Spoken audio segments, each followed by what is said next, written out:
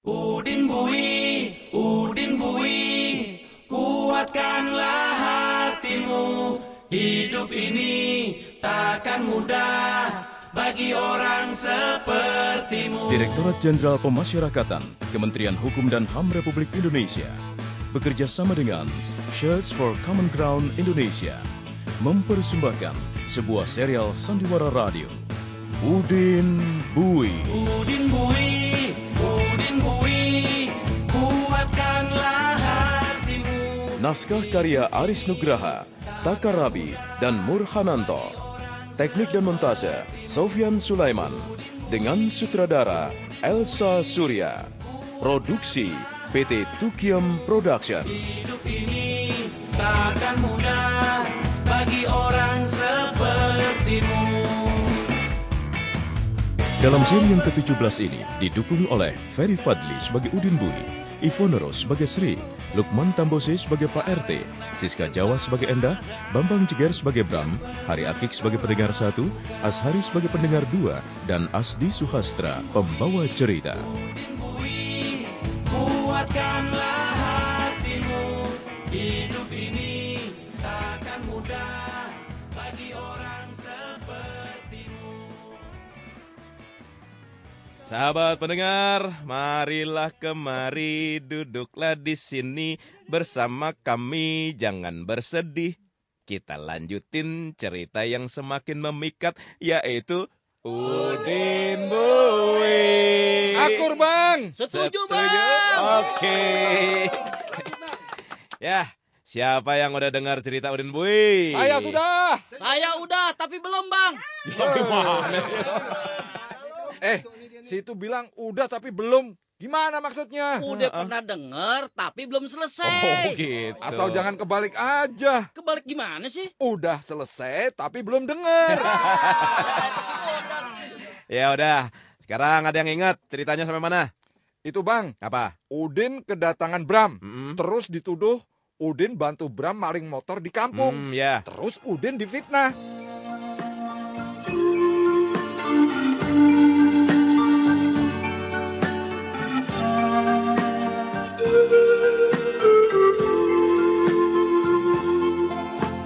Ya, kemarin Udin kedatangan Bram. Begitu Bram pulang, ada motor warga yang hilang. Nah, Jangan ngagetin, Bang. Kenapa sih? ya habis itu dengerinnya sambil mangap. Bang. Ya. Pantesan aja dari tadi bau keranjang sampah nggak ditutup. Enak aja.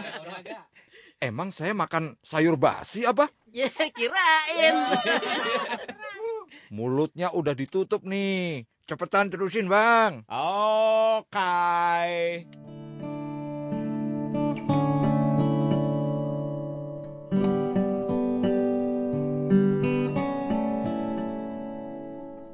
Udin datang ke rumah Bram. Bram mengelak telah mencuri di kampung Udin. Sumpah, Bang. Sorry, Bram. Gua nggak percaya sumpah lu. Maksud abang? Gua kenal lu udah lama. Semua masalah lu sumpahin. Dulu, urusan makan tempe 2 aja, lu berani sumpah. Ya udah, Ya udah apa? saya ngaku. Bener nih, lu yang ngambil tuh motor. Sorry, Kenapa lu ambil? tangan saya gatel, Bang. Bang. Kalau maling lihat barang nganggur, emang tangannya gatel ya, Bang ya? Lu tanya aja sama dia. Sembarangan. Situ nuduh saya maling. Siapa yang nuduh? Orang cuma suruh nanya doang. Tapi bukan gitu. Tapi nanyanya soal kebiasaan maling. Situ merasa maling nggak? Yang enggak. Ya udah, jangan tersinggung. Dasar pare. Loh, kok pare? Pahit. Ya, Udin minta Bram ngembalin motor itu. Bram bingung gimana caranya. Langsung ngembaliin ke yang punya, ya jelas nggak mungkin lah. Saya bisa digebukin, Bang. Terus gimana? Saya bingung. Lu bingung. Gua apa lagi? Kalau lu nggak ngembaliin, sampai maghrib ini, gua yang ditangkep nih. Mereka mau lapor polisi, terus nyeret gua. Kalau nggak ketemu saya, Gua ditangkap. Sebelum diserahin polisi, gua dikebukin. tenang bang, tenang. Tenang gimana? Tenang ya tenang. Kagak usah banyak gerak.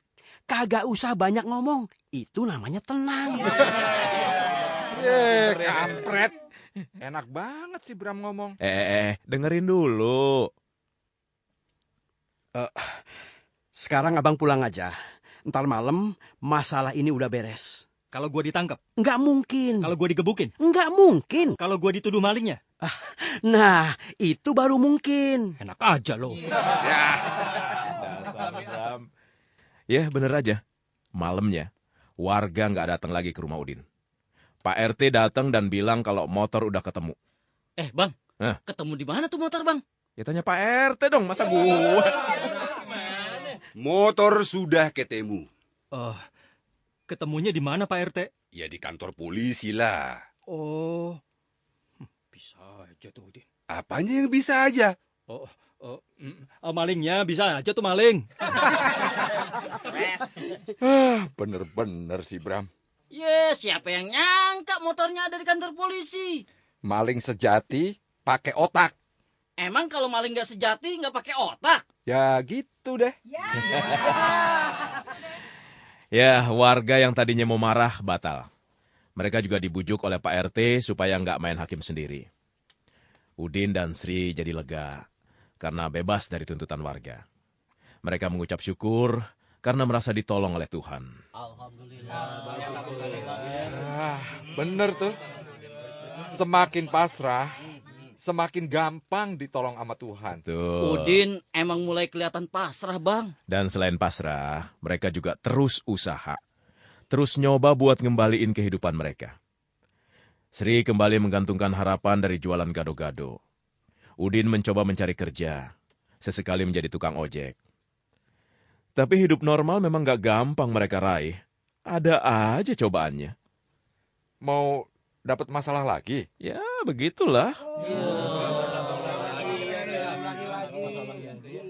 Bu Endah nih sekarang ceritanya kembali datang ke warung gado-gado.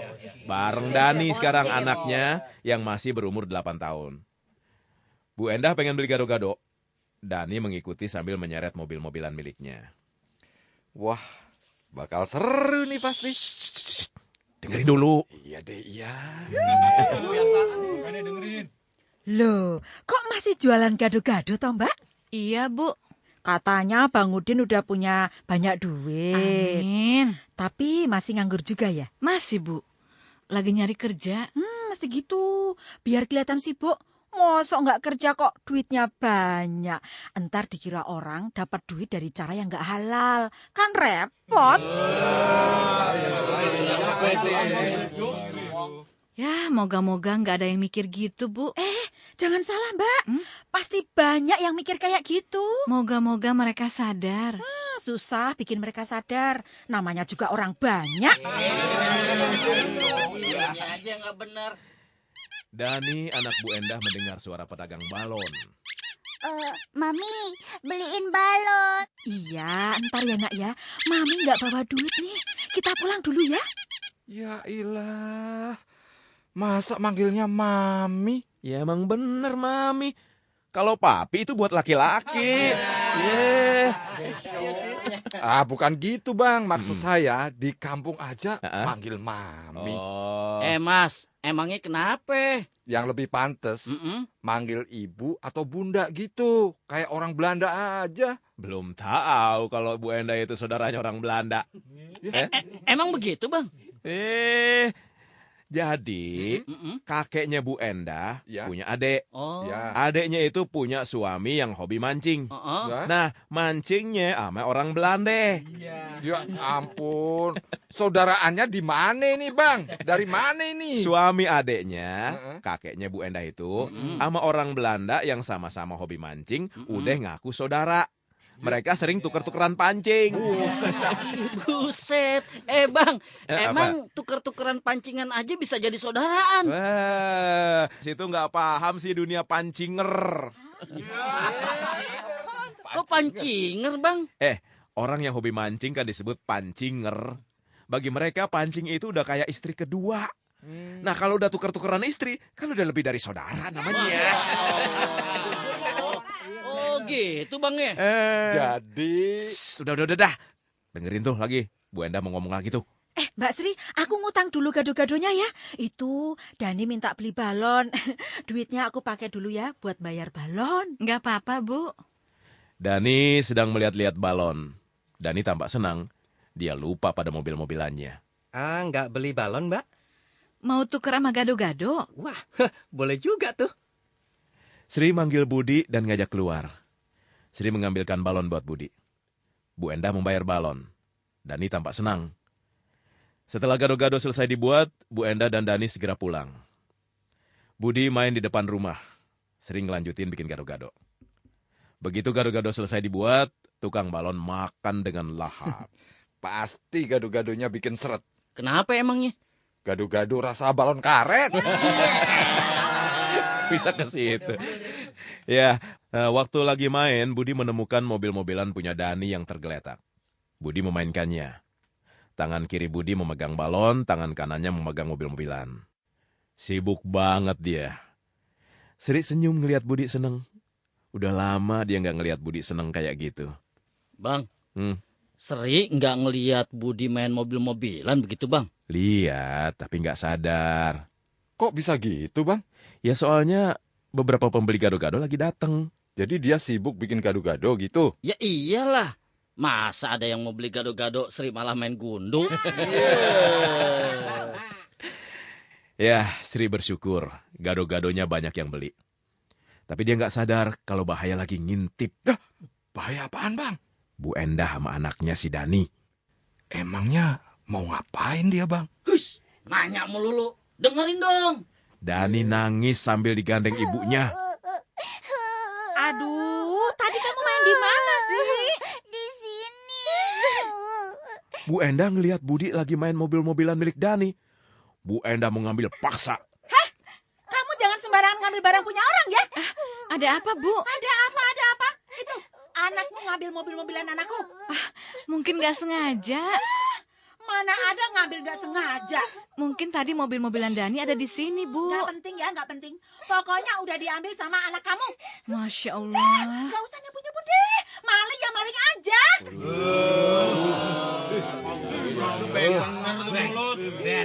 Bu Enda menarik Dani pulang. Kini giliran Budi yang nangis. Sri menggendongnya. Udah, Nak, udah. Jangan nangis. Ya, Obinan. nggak usah main mobil-mobilan. Main balon aja ya. Nanti ya.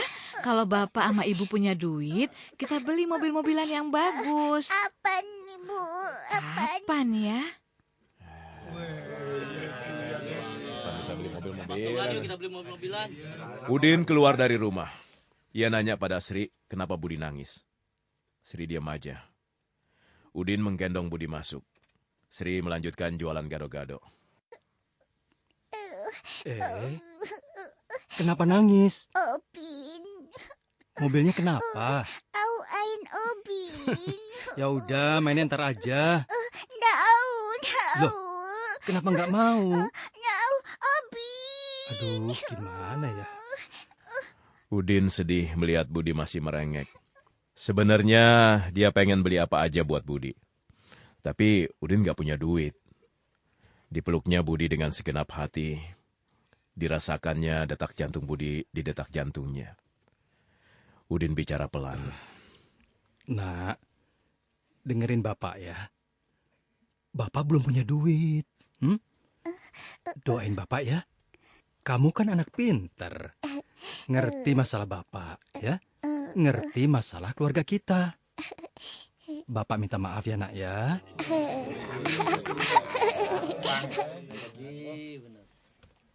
Wah, Udin mulai pakai pendekatan yang beda nih Bang. Bener juga. Dari hati ke hati. Biasanya anak kalau diajak ngomong gitu, pasti ngerti tuh Bang. Benar. Budi mulai diam. Udin juga heran. Ternyata cara yang baru aja dicoba, manjur juga. Anak kecil kan juga bisa diajak ngomong, Bang. Iya. Dari tadi juga udah ngomong. Tapi yang itu, Opin.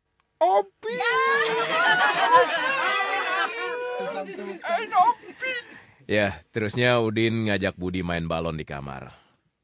Setelah itu, Budi tertidur. Udin ngusap-ngusap kepala Budi. Tapi tiba-tiba di luar terdengar suara anak kecil berteriak-teriak.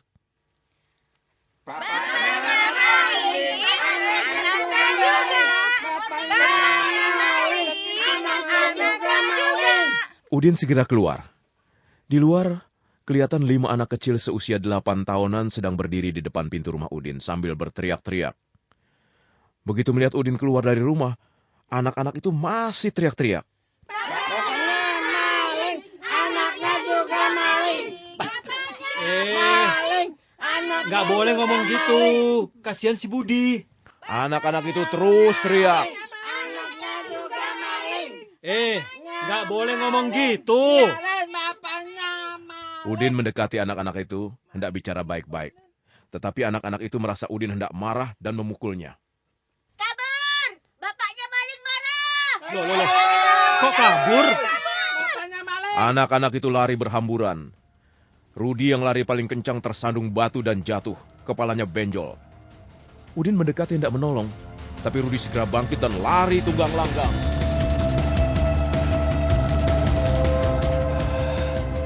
Udin menghela napas.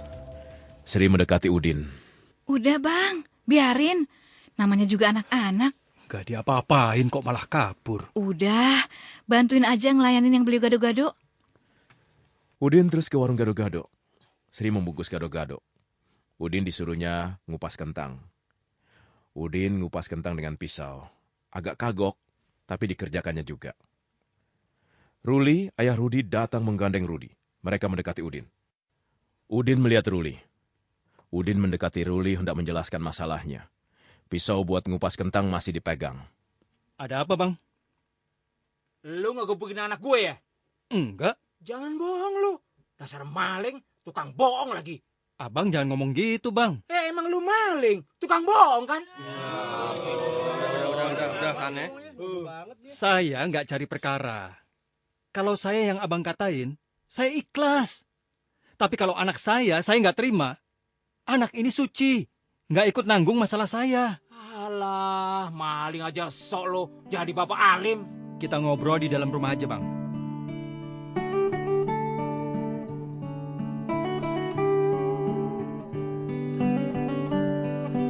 Udin hendak merangkul Ruli dan mengajaknya bicara di dalam rumah. Tetapi Ruli merasa Udin hendak menusuk dengan pisau yang ada di tangannya. Ruli ketakutan dan menarik tangan Rudi sambil setengah berlari. Rudi terseret dan jatuh. Udin mendekati hendak menolong, tapi Ruli makin ketakutan dan membopong Rudi berlari menjauh. Ruli mendatangi rumah Bang Muiz.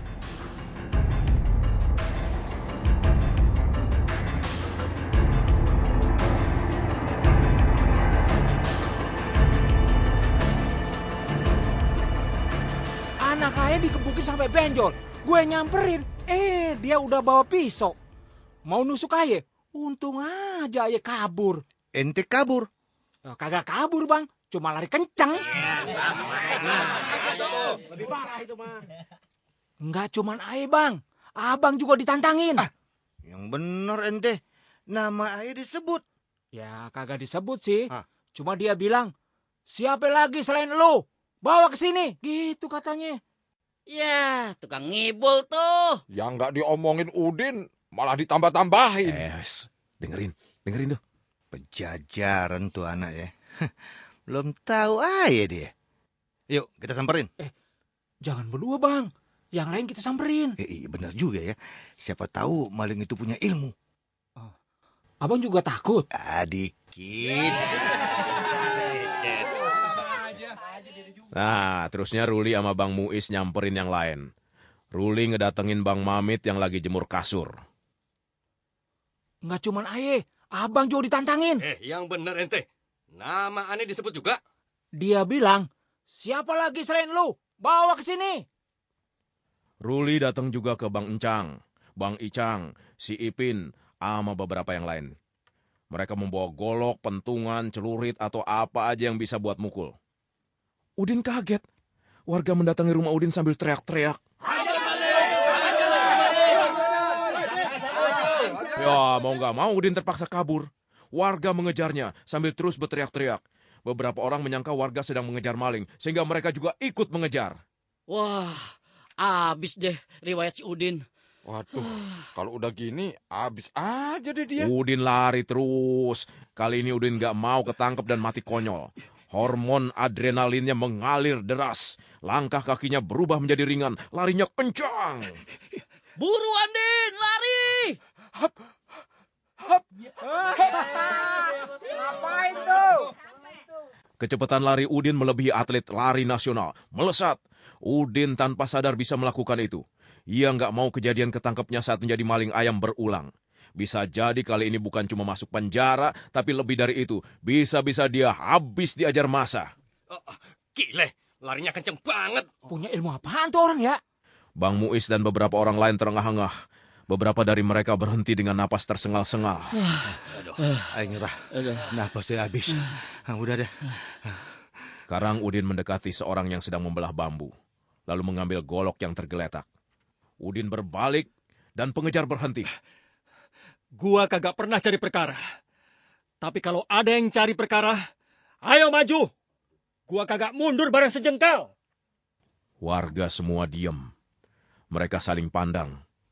Warga tahu Udin bakal kalah kalau mereka maju bersama. Bayangkan 1 lawan 15.